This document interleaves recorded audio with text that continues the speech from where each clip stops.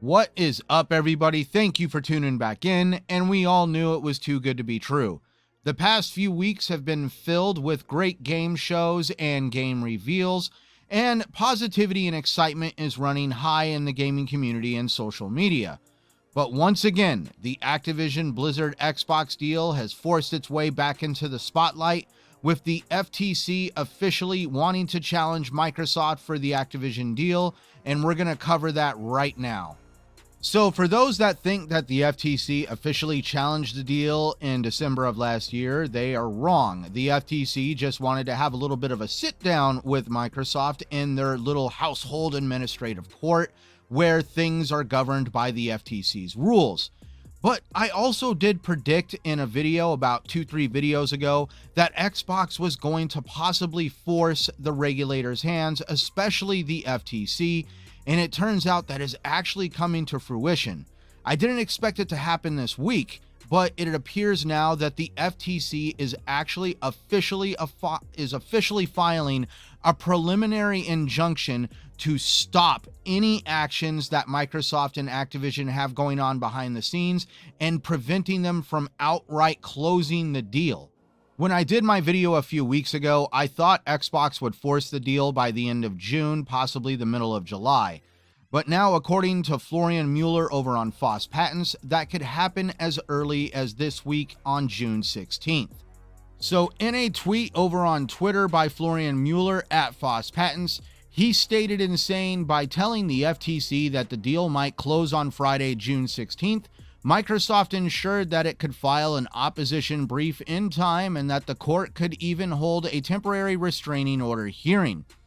The FTC's radical approach is reflected by the fact that they assert any remedies offered by Microsoft should not be considered by the court when ruling on the temporary restraining order.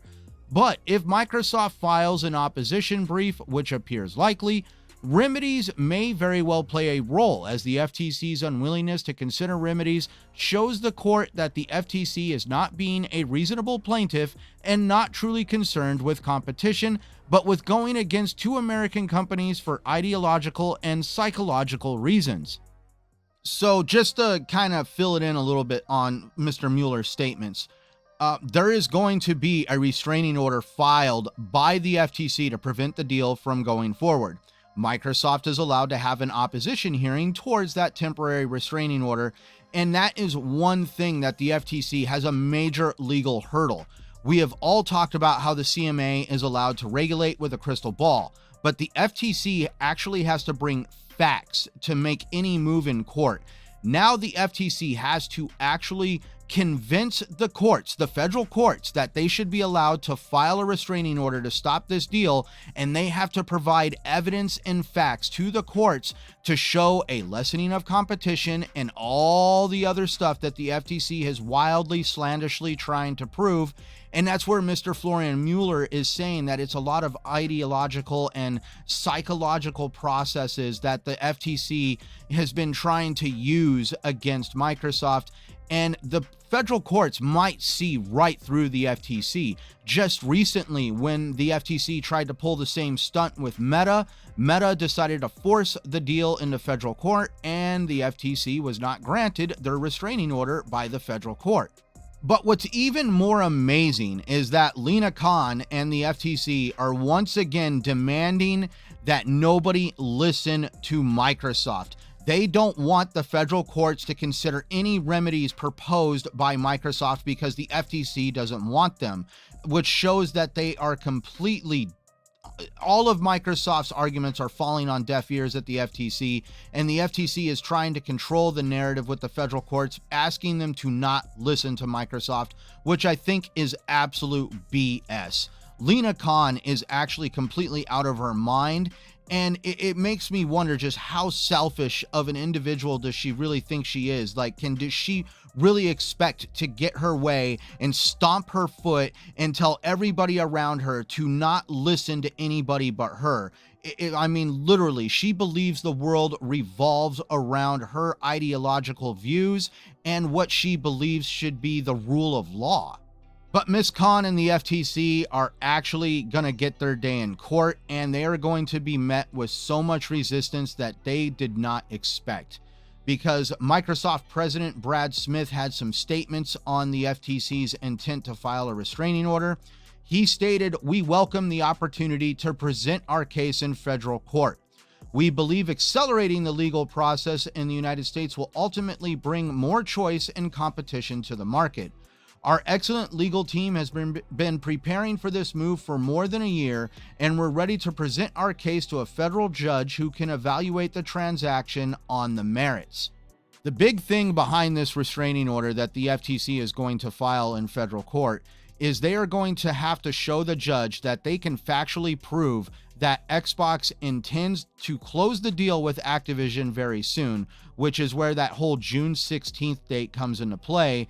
And I mean, if you really read the articles on the internet, the tea leaves, the writing on the wall, listen to great analysts like Post Up and Florian Mueller on Twitter, you could see that Xbox was probably more than likely intending this outcome to accelerate the proceedings and just quit stalling this deal. It's time to get this thing over the finish line or just done. I mean, even Microsoft at this point is tired of screwing around. Bobby Kotick is probably more than likely pissed off, and the whole community is completely ABK'd out. So this whole situation with the FTC being forced to file a restraining order because Microsoft intends to close the deal sooner, it does open up one line of questioning in my mind, at least, and that is, how did the meeting go between UK Chancellor Jeremy Hunt and Microsoft President Brad Smith? They were supposed to sit down recently and talk about the whole situation with the CMA and what could be done to get the deal over the finish line. And does this also mean Microsoft intends to force a little bit of a situation in the UK as well, because that meeting didn't exactly go as planned? A lot of things are left in the air right now. There's a lot to consider, and I'm pretty sure that this is not the only little bit of drama that's probably going to take place in the next week or two when it comes to the whole ABK deal.